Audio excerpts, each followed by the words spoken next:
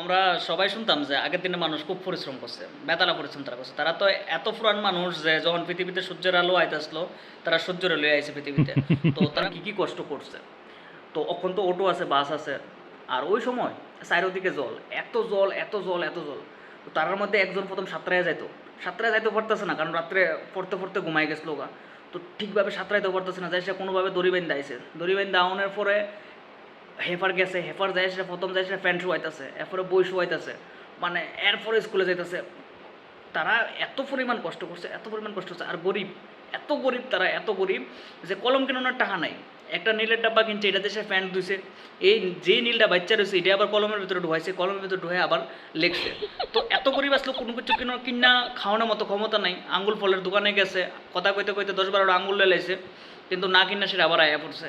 মানে তার মধ্যে এত গরিব আসলো হিসাবের বাইরে। তো বিস্কুটের প্যাকেটের মধ্যে 10টা বিস্কুট আইতো, তারা পরিবারের ভিতরে 4জন মানুষ আসলো। এত গরিব, এত গরিব, যখন বিস্কুট কোম্পানি 2টা বিস্কুট কম করে দিচ্ছে, তারা বইন বেয়ে জ্বালিয়েছে।